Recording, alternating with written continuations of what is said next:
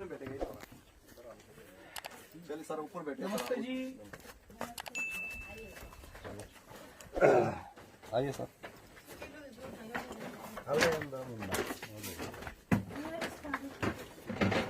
ये आप घर में बना रहे हैं इतना अच्छा सुंदर बस? हाँ ये घर बना रहे हैं। घर पे बन रहा है ये? हाँ ये घर पे बनता है सर। ये देखिए कितनी अरुणाचल अच्छी, के हर घर में बनता है ये देखिए कितना अच्छा सुंदर एम्ब्रॉयडरी हाथ का नहीं, ये तो पूरी हाथ का भी दिखा दे इसको भी। पूरा कपड़ा है। सर निकल देगा तो सर ये डिजाइन है, ये वाला यहाँ पूरा नहीं डिजाइन निकाल है। नहीं रहे, निकाल नहीं रहे, वो बीच से नहीं निकाल रहे। ये देखिए ये घर के ऊपर ही टेक्नोलॉजी का मतलब यही है कि अपने आसपास की चीजों से हम अपनी समस्या का समाधान कर लें। यही विज्ञान और तकनीक होती है।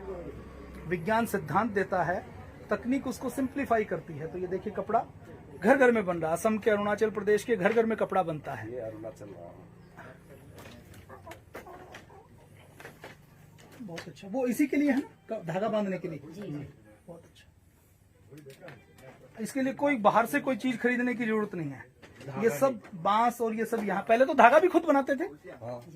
पहले धागा घर में बनता था। अभी भी बनता है।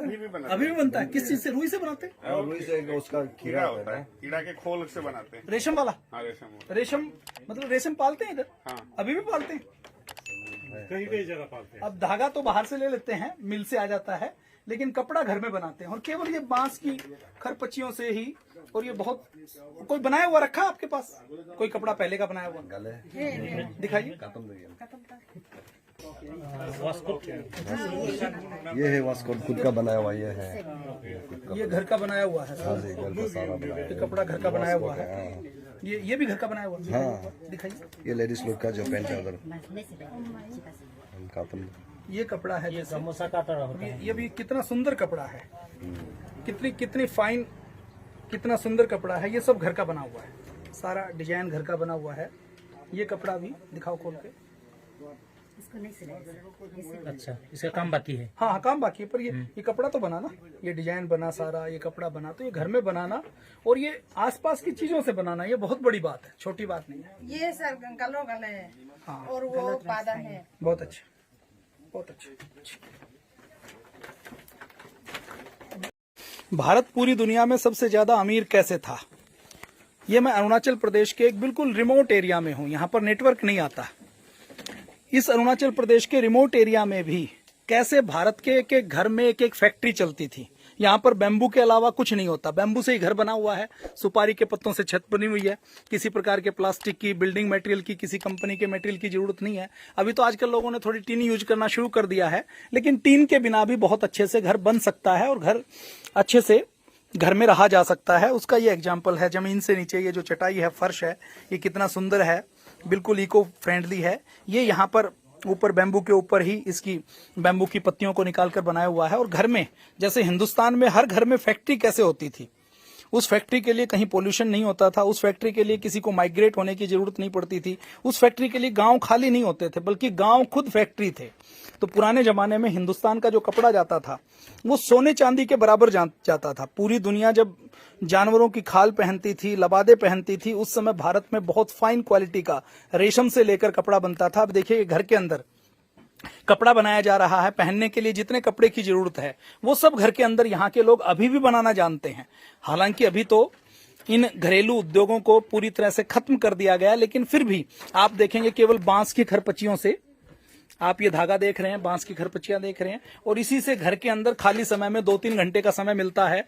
तो कैसे हम कपड़ा बना सकते हैं। और रोज हमने 1-2-3 मीटर कपड़ा भी बना दिया तो 300-400 रुपए, 500 रुपए घर बैठे प्रोडक्शन हो जाती है। और इसके लिए कहीं बाहर जाने की जरूरत नहीं पड़ती। इसके लिए किसी प्रकार से किसी को माइग्रेट होने की, किसी का पलायन होने की, घर परिवार छोड़ने की, गंदगी करने की, पोल्यूशन करने की जरूरत नहीं पड़ती। तो हिंदुस्तान में हजारों सालों से यह कपड़ा घर घर में बनता था। मैं अभी अरुणाचल प्रदेश के एक घर में हूं, यही असम में भी होता था, यही मैं पूरे उस समय के बंगाल की बात करूं, बिहार की बात करूं, तो उस सब में होता था।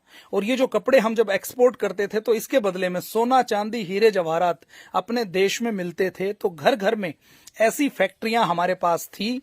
हमारा देश औद्योगिकरण में कहीं भी पीछे नहीं था, लेकिन हमने पर्यावरण फ्रेंडली, सामाजिक, घरेलू रिश्तों को रखते हुए, उन चीजों को रखते हुए हमने अपना औद्योगिकरण किया था और वही आदर्श औद्योगिकरण है। आज चीन में या भारत में हम बात करें, जहां पर बहुत ज्यादा औद्योगिकरण है, वहां पर बीमारियां पनप रही हैं, लोग सीलन भरे घरों में रहते हैं, जहां पर किसी प्रकार का कोई वेंटिलेशन नहीं है, बीमार होते हैं, घर परिवार छूट जाता है, जो लोग माइग्रेट होते हैं फिर उनके बच्चे नशे में पड़ जाते हैं, अपराध बढ़ जाता है, बेरोजगारी बढ़ती है। एक फैक्ट्री बंद हो जाती है तो उस फैक्ट्री के कारण लाखों लोग बेरोजगार हो जाते हैं, और उस फैक्ट्री के अंदर भी जो काम करते हैं उनको केवल मिनिमम मजदूरी मिलती है। यहाँ पर हर व्यक्ति जब घर में अपना काम करता है तो वो घर का सारा काम करते हुए, खेती करते हुए, शुद्ध खाते हुए, शुद्ध हवा में रहते हुए, अपने परिवार का सामाजिक संबंधों का निर्वहन करते हुए, आसपास के पर्यावरण में अनुकूल रहते हुए,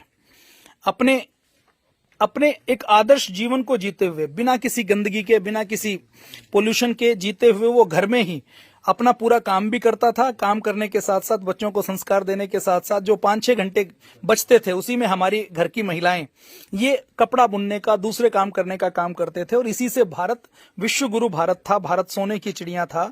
तो ये भारत के अंदर होता था और पूरी दुनिया को कपड़ा एक्सपोर्ट करने का काम भारत करता था। ये जो मैंने असमीज गमछा डाला हुआ है ये भी लोगों के घरों में बनता है। तो ये सारे कपड़े बनाने की फैक्ट्रियां भारत के अंदर थी, जिसको अंग्रेजों ने नष्ट किया।